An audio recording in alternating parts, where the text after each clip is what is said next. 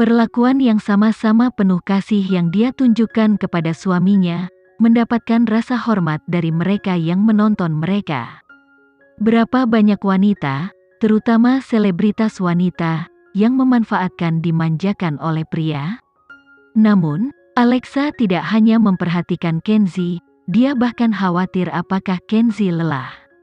Sejujurnya, aku tidak terlalu menyukai Alexa di masa lalu. Kupikir dia terus-menerus berakting. Tapi setelah melihat cara dia melepas kacamata hitamnya dan membungkuk kepada semua orang demi Kenzi, tiba-tiba aku merasa dia jauh lebih enak dipandang. Perasaanku benar-benar berlawanan dengan perasaanmu. Aku merasa Alexa selalu menjadi tipe orang yang memperlakukan orangnya sendiri dengan sangat baik. Kamu bisa tahu hanya dari cara dia memperlakukan asistennya. Plus, aku bisa merasakan rasa hormat dan pemujaan yang dia miliki. Terhadap Kenzi, aku sebenarnya cukup iri. Diskusi dan pendapat orang yang lewat mengikuti pasangan itu saat mereka melewati kerumunan. Namun, pada saat itu, Alexa hanya memiliki Kenzi di matanya. Jadi, begitu mereka naik ke pesawat, Alexa menoleh ke Kenzi dan berkata, "Cepat, istirahatlah. Aku belum pernah melihatmu selelah ini sebelumnya." Kenzi tidak mengatakan sepatah kata pun. Dia hanya bersandar di bahu Alexa dan dengan cepat memasuki alam mimpi. Alexa dengan lembut memijat pelipisnya. Dia merasa tak berdaya saat hatinya sakit untuknya. Selama penerbangan 1 jam, Kenzi tidak bangun sekalipun. Alexa tidak mengganggunya. Bahkan ketika tubuhnya terasa mati rasa, dia tidak bergerak sedikit pun. Baru setelah kapten mengumumkan bahwa mereka akan mendarat, Kenzi akhirnya membuka matanya. "Kau sudah bangun? Berapa lama aku tidur?" Kenzi duduk tegak dan melihat waktu. Dia kemudian menoleh ke Alexa dengan terkejut, "Sudah hampir 10 jam. Apakah kamu sudah duduk dalam posisi ini sepanjang waktu?" "Aku baik-baik saja," jawab Alexa. Kenzi tidak mempercayainya. Dia mengulurkan tangannya dan menariknya ke pelukannya untuk menemukan bahwa tubuhnya benar-benar kaku. "Di masa depan, jangan terlalu konyol. Tapi, aku senang melakukan hal-hal seperti ini untukmu.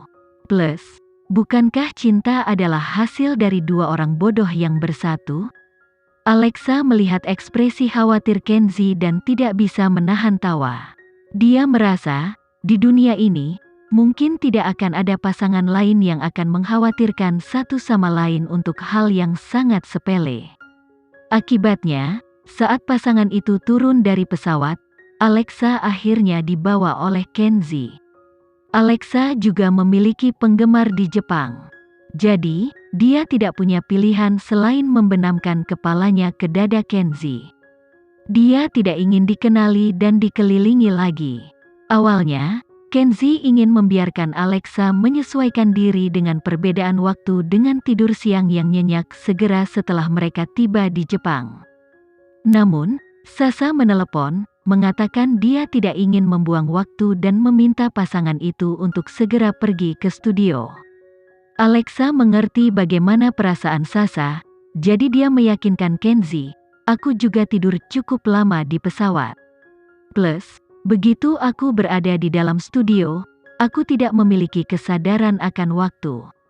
Aku bisa mengatasinya." Kenzi memeluknya dengan erat selama 3 menit penuh.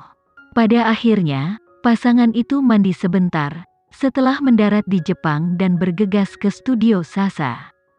Begitu dia melihat pasangan itu, Sasa dipenuhi dengan sukacita. Dia segera memeluk Alexa dan berkata, "Saya tidak sabar untuk melihatmu mencoba desain saya." Alexa melihat kreasi Sasa dan mengagumi bakatnya. Potongan-potongan yang dia rancang sangat cocok dengan pemeran utama wanita, Stupid. "Silakan." Mata Kenzi juga mengandung rasa antisipasi. Alexa menganggukkan kepalanya dan memasuki ruang ganti.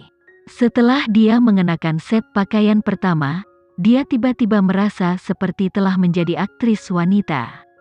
Alexa mengenakan gaun kotak-kotak hitam dan putih bertali spaghetti, dan di lehernya ada syal berwarna sampanye.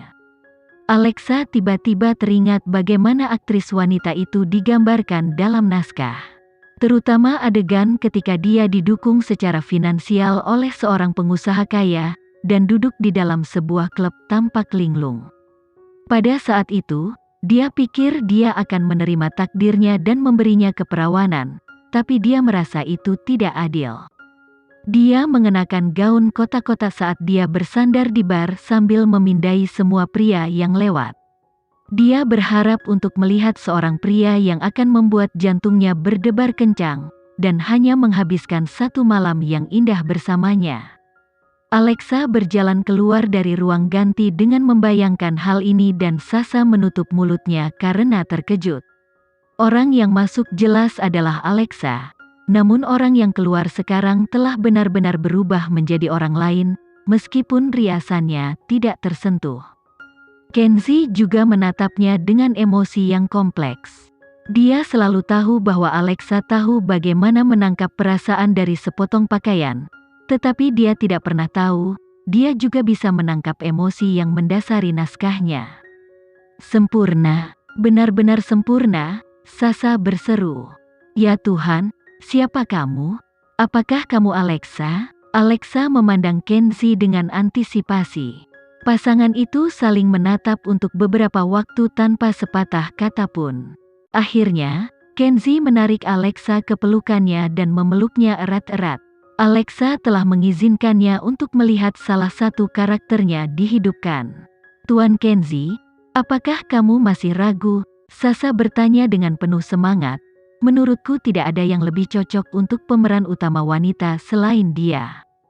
Setelah mendengar kata-kata Sasha, Alexa menyadari apa yang ingin dia katakan dan segera mencoba menjelaskan. Paling banyak aku bisa memberi kalian sesuatu untuk dikerjakan, sehingga kalian tahu aktris seperti apa yang harus dicari. Kenzie tidak mengungkapkan pikirannya terlalu banyak. Dia tidak ingin memaksa Alexa melakukan sesuatu yang dia tidak ingin lakukan. Dia juga tidak ingin dia merasa tertekan.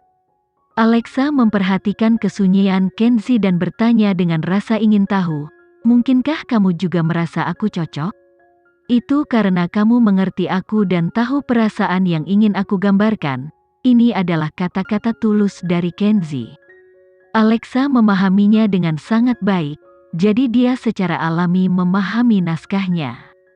Jangan khawatir, agensi telah menandatangani Yunita untuk peran tersebut. Kamu hanya akan diminta untuk memfilmkan iklannya.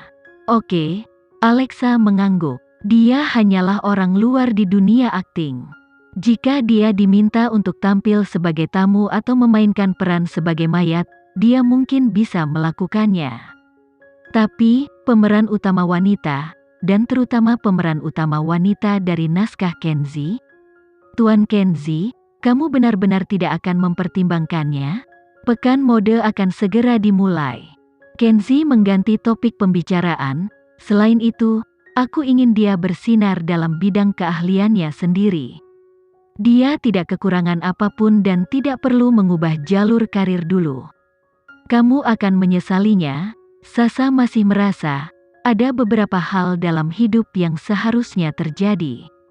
Iklan Sasha tidak membutuhkan banyak pekerjaan. Seluruh pemotretan hanya membutuhkan waktu setengah hari. Tapi, saat Sasha melihat ke bawah laras kamera, dia masih merasa sayang bahwa Kenzie tidak menggunakan Alexa. Apakah kamu khawatir? Alexa tidak memiliki fondasi akting yang cukup dan tidak dapat menangani menjadi seorang aktris, Sasha menanyai Kenzie. Aku hanya tidak ingin memaksanya melakukan sesuatu yang tidak ingin dia lakukan. Kenzie menyilangkan tangannya dan menjawab Sasha. Dia memiliki impiannya sendiri untuk dipenuhi. Aku tidak ingin dia menyerah pada sesuatu dalam genggamannya karena aku. Stupid akan difilmkan bersamaan dengan Fashion Week. Jika dia melewatkan Fashion Week di bulan Februari, itu akan mempengaruhi peringkatnya untuk musim depan. Kamu benar-benar perhatian padanya. Kenzie memandang Alexa dari belakang kamera dan mengagumi kepercayaan dirinya saat dia tersenyum. dia adalah satu-satunya hartaku. Bahkan jika mimpiku terlibat, aku akan dengan senang hati menyingkir dan memberi jalan untuknya. Baiklah, sepertinya aku tidak punya cara untuk meyakinkanmu. Sasa tahu sejauh itu yang bisa dia lakukan. Apapun itu, aku masih merasa sangat terhormat telah bertemu denganmu dan seorang model hebat seperti Alexa. Aku cukup terpesona oleh kalian berdua. Sepertinya, selama kalian bersama, tidak ada yang dapat menghalangi kalian. Kurasa kamu benar, Kenzie tidak bisa menyangkal poin ini. Setelah syuting selesai, mereka pergi makan malam bersama. Direktur Nicholas juga bergabung dengan mereka untuk membahas siaran pers yang akan datang untuk Stupid.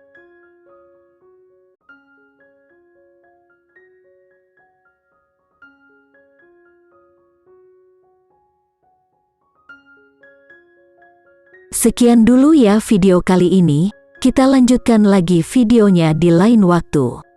Oh iya, bagaimana menurut kalian? Semoga bisa sedikit menghibur kalian semua. Untuk teman-teman yang baru nonton jangan lupa subscribe ya hehehe. Dan kalau teman-teman ada yang ingin gabung langganan bisa langsung gabung saja untuk dapat fitur yang menarik dan sedikit membantu Mimin. Terima kasih banyak sudah menonton, sampai jumpa lagi, bye bye bye.